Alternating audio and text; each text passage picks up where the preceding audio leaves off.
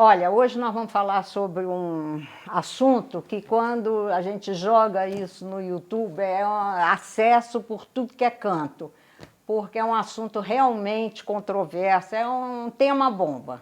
Sexo. Especificamente, sexo no casamento. Para isso, antes de mais nada, eu queria que vocês, se gostarem do vídeo e tal, dá um like aqui, se inscreve no canal. E aquelas coisas de sempre que em todo vídeo, todo apresentador pede. Nós trouxemos aqui para falar sobre isso uma pessoa que já defendeu teses a respeito e professor é bombástico nesse assunto. E vamos ver se a gente concorda, né? Ana Maria Moisés Sniffer, doutor Moisés Sniffer. Vocês estão perdidos porque hoje são 3 advogados aqui. Então, desgraça pouca é bobagem. E o tema é... Sexo é obrigatório no casamento? Interrogação. Isso aqui vai dar muita confusão entre nós aqui. Já senti, Moisés, já senti. Perfeito, mas nós vai ser complicado. Vamos tentar ver chegar a um legalmente. denominador comum. O problema todo surgiu quando eu escrevi um artigo que tinha exatamente esse título, Sexo é obrigatório no casamento? Era uma interrogação. E esse artigo estava baseado numa decisão do Tribunal de Justiça a respeito de um pedido de anulação de casamento efetuado por um senhor idoso que casou com uma jovem e essa jovem se negava a manter relação sexual com ele.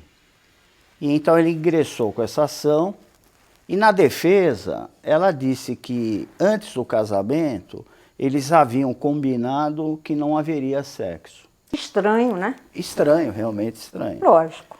Só que... Burro velho, capim novo. Mas o cara é mais esperto, viu? Na verdade, ocorreu o seguinte, na avaliação do processo, decidiu-se que o sexo é algo almejado pelos cônjuges, algo esperado. Quem casa tem uma expectativa de que vai ter sexo, porque já é tradição, já é usos e costumes da sociedade, que os cônjuges são amantes. Então, nesse sentido, a decisão do tribunal é de que ele esperava que tivesse sexo no casamento. E ela, por sua vez, dizendo que isso não era combinado, que o combinado é que não haveria. Só que ela não demonstrou, ela não produziu... Não comprovou. Não comprovou que eles tivessem combinados ou que ele tivesse concordado em casar-se e não ter relação sexual. Em razão disso, o tribunal decretou a anulação do casamento. Legal, porque ele... Concordo também, sobretudo pela diferença de idade, sabe? Era evidente que tinha algum interesse maior do que ter uma vida normal. Porque no casamento presume-se que estava dando um golpe do baú. Estava dando um golpe de baú. Bom, né? O processo não fala isso, mas é uma evidente, presunção, é uma presunção. Não é óbvia.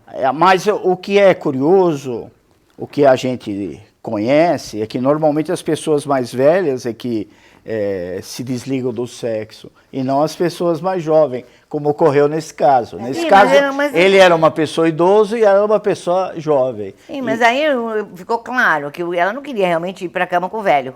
Ela queria outras coisas no casamento que não ir para a cama. Mas eu penso... Acho eu. Não, sem dúvida. Bom, você que estava dentro do assunto, por dentro do assunto, eles namoraram? Não esclarece. O processo não esclarece. Não fala isso. Ele esclarece que eles se casaram e que ela se negou a manter relações sexuais, ele se rebelou e entrou com uma ação pedindo a anulação do casamento, por considerar que houve um erro essencial contra o outro cônjuge, do fato dela se negar a ter relação sexual, e ela alegava que isso já tinha sido combinado, só que não provou. E a questão que surgiu, a discussão é essa, daí o título do artigo, sexo é obrigatório? Pela lei, aparentemente ok? Porque há deveres de coabitação, de fidelidade recíproca, a própria lei, o próprio Código Civil estipula. Então, eu, como disse o desembargador que julgou o caso, o relator, quem casa tem uma justa expectativa que terá relações sexuais com outro cônjuge. Não, mas isso eu concordo absolutamente por completo. No início do casamento, eu particularmente tenho uma amiga que casou, festa, pompa e circunstância, e o marido nada, foi para a lua de mel nada, o cara realmente não era do ramo.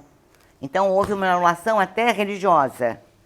Agora, eu não sei se na constância de uma vida em comum, de repente um ou outro fala, agora não quero mais. Se também existe essa mesma apreciação jurídica. Não caberia aí anulação. Caberia o divórcio. Mas caberia o divórcio? Sem dúvida. Se é...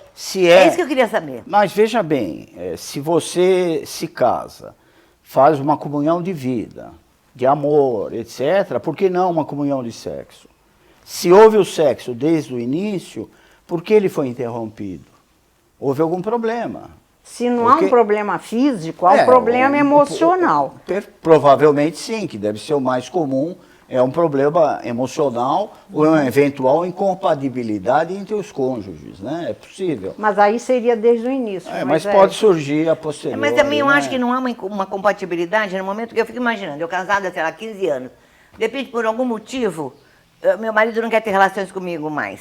Sabe, para mim seria uma afronta. Seria aviltante. Seria aviltante. Para mim também. Mas também, por outro lado, mas seria uma falta de amor eu falar pro cara, olha, seguinte, não quer... Ui, não põe isso. Não quer transar, não quero mais ficar com você. Entendeu? Não é? Veja, mas então falta o amor eu acho que também. Cada caso é um caso. Tem que ser apreciado Tem que se apreciar o que houve, o que ocorreu. Houve alguma patologia, existe algum trauma. Pela minha convivência, pela minha experiência, geralmente quem se recusa é a mulher e não o homem. Jura? É mais raro. Eu acho que o homem é mais raro que a mulher. Eu conheço pela minha experiência. Casais. Agora, pela minha experiência, eu acho que você está focando no lado masculino. Nessa altura do campeonato, eu conheço vários casais que não tiveram, não é agora, não tiveram relações sexuais durante anos. Eu também conheço. E as mulheres se conformaram, colocaram a viola no saco e disseram, não, existe uma instituição, o casamento, vamos ficar, sublimaram a parte sexual e não tiveram... eu acho que isso não é o comum, né? Ou não deveria ser o comum. Deveria ser, mas não deveria ser o comum. Eu acho que mulheres da nossa idade, acho que essa garotada, essa turma que veio atrás, eu conheço casais muito mais jovens, muito mais jovens. Ainda tem aquela coisa que... essa situação, viveram e vivem. Óbvio que a gente não dá nome aos bois, mas é muito comum a união prevalecer sobre o casamento. Porque o casamento não se resume a sexo, isso é verdade. Eu acho... É uma comunhão de interesses, tem a família, tem os filhos depois de algum tempo. Então é uma comunhão de patrimônio. Sobretudo, né, minha filha? De um zelar pelo outro, deve haver respeito. São vários fatores, agora um deles é o sexo. Mas eu acho que eu ficaria com uma pulga atrás da orelha desgraçada. Mas você moveria uma ação contra o seu marido? De divórcio, mas na mesma hora. Na mesma hora, é? Ih, 10 minutos depois. Maria Eugênia. Escreveu, não leu, o pau comeu. Lógico. Maria Eugênia é bem objetiva, parabéns. Não, eu penso que essa situação deveria ser resolvida pelo casal. Lógico, mas já que não quer... Para chegar ao divórcio, ou mesmo a anulação, naquele caso que eu mencionei, só depois de esgotados os meios, talvez um atendimento psicoterápico. E eu acho que acabar do amor também, porque uma das bases do casamento é o afeto, é o amor. Sim. Se você chegar e falar, você não quer mais ficar comigo? Pum, eu vou mover uma ação contra você. Não, vamos nos separar, cada macaco no seu galho, acabou. Desculpa a expressão, acabou o tesão? Acabou. Acontece. Mas legalmente isso é um motivo para você separar? Sem depois dúvida. De muitos no anos, meu ponto de vista, sim. Porque se você tem uns deveres... Não, sim. Se você tem Vamos ver o que diz o código. Você fala o código? tem Eu o não lembro essa dever da fidelidade recíproca. A fidelidade recíproca. Ora, Isso não você quer tem o dizer- dever de coabitar, você tem que morar no mesmo teto. Você mora no mesmo, mas não está escrito que você tem o dever de transar. Mas isso é implícito. Aliás, os antigos diziam que existe um débitum conjugal.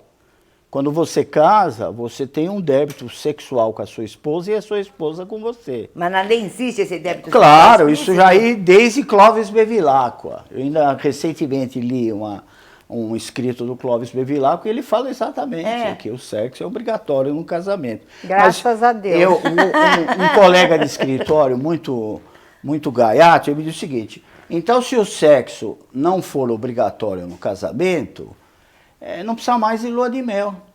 A lua de mel vira um convescote, porque não vai ter sexo mesmo. Pode ir a sogra, pode ir os amigos. No início eu acho super Então natural. veja, Mas na sequência é eu não sei. implícito, isso é inerente. Eu até costumo dizer que é como a compra e venda. Na compra e venda tem que ter o produto, tem que ter a mercadoria, senão não tem compra e venda. Exatamente. E no casamento, além de todas as outras afinidades, os outros deveres, o dever sexual é inerente ao Se casamento. tiver um peso muito grande, muito maior do que os outros aspectos, tudo bem.